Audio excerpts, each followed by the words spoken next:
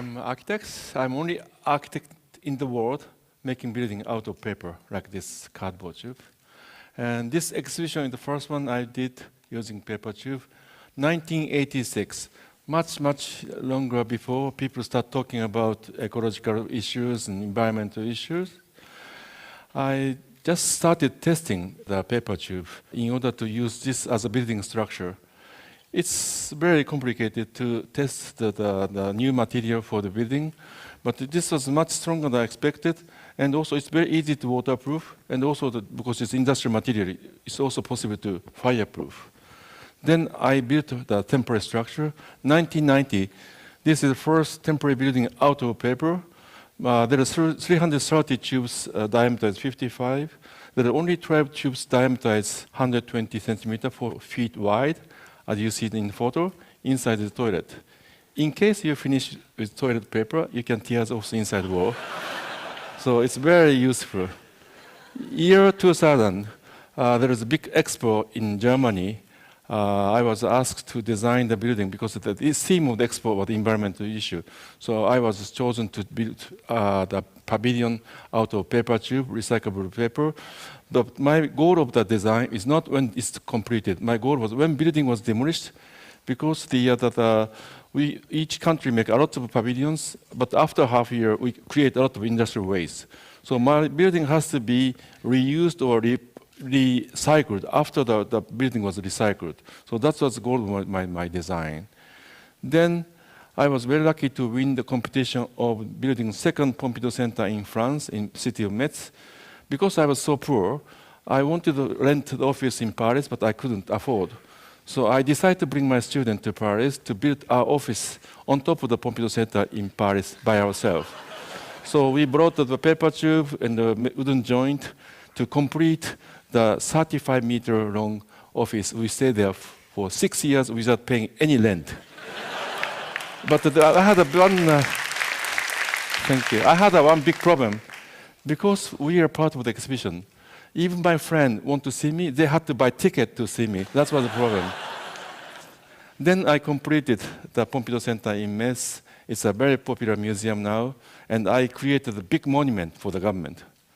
But then I was very disappointed at my profession as an architect, because we are not working for society, but we are working for privileged people. Rich people, government, developers, they have money and power. Those are invisible. So they hire us to visualize their power and money by making monumental architecture. That's our profession. Even historically same, even now we are doing same. So I was very disappointed. We are not working for society. Even there's also many people who lost their houses by natural disaster. But I must say they are no longer natural disaster. For example, earthquake never kill people, but collapse of the building kill people. That's responsibility of architects. Then people need some temporary housing, but there are no architect working there because we are too busy working for privileged people. So I thought even us as architect who can involve in the reconstruction of the temporary housing, we can make it better. So that is why I started working in disaster area. 1994, there was a big disaster in Rwanda, Africa. Two tribes, Hutu and Tutsi, fight each other. Over 2 million people became refugees. But I was so surprised to see the shelter, refugee camp, organized by UN. They are so poor. And they are freezing with blanket during rainy season. And the shelter built by UN, they just provide them plastic sheet, and the refugee has to cut the trees, and just like this. But over 2 million people cut trees, this become big, heavy deforestation and environmental problem. That is why they start providing aluminum pipe, but aluminum barrels, very expensive, they sold them out for money, then cutting trees again. So I proposed my idea to improve this situation using this recycled paper tube, because this is so cheap and also so strong. But my budget is only $50 per unit. We built 50 units to do some monitoring test for the durability and the moisture and termites so on. And then year after, 1995, in Kobe, Japan, we had a big earthquake. Nearly 7,000 people are killed. And the city like this, Nagata district, all the city was burned, fire after the earthquake. And also I found out there's many Vietnamese refugees suffering and gathering in Catholic church. All the building was totally destroyed. So I went to there, and also I proposed to priest, why don't we rebuild the church out of paper tube? And he said, Ahokat, are you crazy? After fire, what are you proposing? So he never trusted me, but I didn't give up. I started commuting to Kobe. And I met the society of Vietnamese people. They are living like this with a very poor plastic sheet in the park.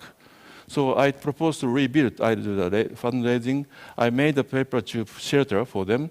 And in order to make easy to be built by students and also easy to demolish, I used beer crates as a foundation. I asked the Kirin beer company to propose because at that time the Asahi beer company makes their plastic beer crate red, which doesn't go with the color of the paper tube. The color coordination is very important. And also, I still remember, we are expecting to have a beer inside of the plastic beer crate, but it came with empty. So I still remember it was so disappointing. So during the summer with my student, we built over 50 units of the shelters. Finally, priest finally trusted me to rebuild. He said, as long as you collect money by yourself, bring a student to build, you can do it. So we spent 5 weeks to rebuild the church. It was meant to be stay there for 3 years, but actually it stayed there 10 years because people loved it. Then in Taiwan, they had big earthquake, and we are proposed to donate this church. So we dismantled them, we sent over to build by volunteer people. It stayed there in Taiwan as a permanent church, even now. So this building became permanent building. Then I wonder, what is a permanent and what is a temporary building? Even the building made in paper can be permanent as long as people love it. Even concrete building can be very temporary if that is made to make money. And 1999 in Turkey, the big earthquake, I went to there to use the local material to build the shelter. 2001 in West India, I built also shelter. In 2004 in Sri Lanka, after the Sumatra earthquake tsunami, I rebuilt Islamic fisherman's village. And 2008 in Chengdu, Sichuan area in China, over nearly 70,000 people killed. And also, especially the many of the schools destroyed because of the collapse between the authority and the contractor. I was asked to rebuild the temporary church. I brought my Japanese student to work with the Chinese student. In 1 month, we completed 9 classrooms over 500 square meters. It's still used even after the current earthquake in China. In 2009, in Italy, L'Aquila, also they had big earthquake, and there's a very interesting photo. Former Prime Minister Berlusconi and Japanese former Prime Minister Mr. Aso. Because we have to change the Prime Minister every year, so that and they are very kind. Following my model, I proposed rebuilding the temporary music hall because the L'Aquila is very famous for music, and all the concert hall was destroyed, so musician was moving out. So I proposed to the mayor, I'd like to rebuild the temporary auditorium. He said, as long as you bring your money, you can do it. And I was very lucky. Mr. Berlusconi brought G8 Summit, and our former prime minister came. So they helped us to collect money. And I got €500,000 from the Japanese government to rebuild this temporary auditorium. Year 2010 in Haiti, there are big earthquake, but it's impossible to fly over. So I went to Santo Domingo, next to our country, to drive 6 hours to get to Haiti with the local student in Santo Domingo to build 50 units of shelter out of local paper tube. This is what happened in Japan 2 years ago in northern Japan. After the earthquake and tsunami, people have to be evacuated in the big roof like gymnasium. But look at this, it's no privacy. People suffer mentally and physically. So we went to there to build the partitions with all the student volunteers with paper tube, just a very simple shelter out of tube frame and the curtain.